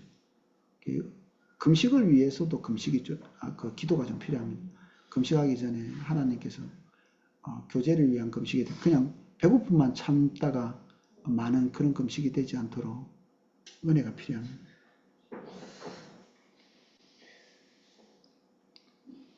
금식은 정신적으로나 영적으로 깨어있게 하고 이 세상의 물질적인 것에 덜 신경을 쓰고 우리 몸의 에너지를 음식 먹고 소화시키는 데 덜 사용함으로써 하나님의 실존에 더욱 관심을 갖게 해준다.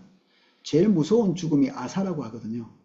아사는 죽어가면서 생명이 끊어지기 직전까지 정신이 깨끗하게 유지된대요. 그러니까 음식을 먹지 않을 때 이 뇌가 더 깨끗하게 되고 생각과 판단력이 더 올바로 선다고 하더라고요. 그러니까 하나님께 집중하는 이 집중이 훨씬 더 잘 되는 거죠. 음식을 끊으면서. 그래서 명철한 가운데서 배부른 기도도 잘 안 되죠. 또 배불러가지고 막 밥 먹고 나서 잠자기 쉽지 기도가 잘 안 됩니다. 책도 잘 안 봐지고.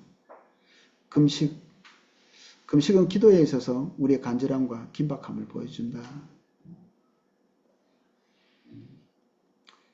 마지막, 응답되지 않는 기도는 어떻게 이해해야 되는가? 우리 앞에서 조금씩 보고 넘어왔기 때문에 하나님께서는 미래에 대한 지혜로운 계획을 감추고 계시기 때문이고 우리에게 알려주시지 않은 거죠. 응답하시지 않았다는 것은 많은 사람들이 기도할지라도 하나님께서 예정하신 때가 되어야 사건들이 발생할 것이기 때문이다. 우리 순교자들이 기도하는 내용이 요한계시록에 있죠. 엄청나게 기도했는데 하나님께서 아직 답변을 안 주신 거예요. 우리가 억울하게 죽었는데 이것을 신원하여 주시지 않기를 어느 때까지 하겠습니까? 이렇게 기도하고 있거든요. 그동안 신원해 주세요 이렇게 기도했는데 하나님께서 아직 응답을 안 하신 거죠. 그러니까 때가 찰 때까지 기다리라. 이게 하나님의 답변이죠. 때가 찰 때가 있다는 것이고 헛수고는 아니다. 그것이 하나님의 때가 무르익을 때까지 이렇게 차오르고 있는 것이니까. 기도하는 사람들은 하나님의 뜻을 알지 못하기 때문에 때로는 기도가 바로 응답되지 않고 오래 지체되는 것처럼 보일 수 있다. 기도하는데 하나님의 응답이 없다. 기다려라는 뜻이기도 합니다. 우리 애들한테 우리 설교할 때 그렇게 하거든요. 하나님이 세 가지로 응답하신다. yes. 이게 제일 좋죠. yes. 그 다음에 no. 안 돼라고. 사도 바울도 no 하셨죠. 치료되고 싶은데 하나님께서 거절하셨습니다. 그 다음에 기다려. 이게 하나님의 때가 올 때까지 지체되는 경우가 있다. 예수님도 바울도 하나님의 노를 경험했죠. 안 돼라고 말씀하실 때. 그러면 하나님의 뜻을 수용하고 받아들이는 것이 올바른 것입니다.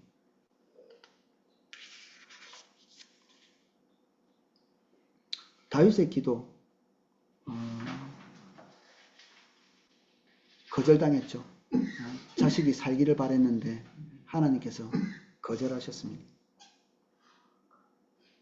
내 뜻대로 응답되는 것에 대한 편안한 마음이 있으신가요? 내가 기도하는 것은 다 됐다 이렇게 하면 기쁘신가요? 옛날에 무슨 동화책을 애들 보는 동화책을 하나 봤는데 자기가 원하는 건 다 되게 해주세요 이렇게 막 기도했는데 나중에 막 엄청난 재앙이 되는 저도 좀 불안하거든요.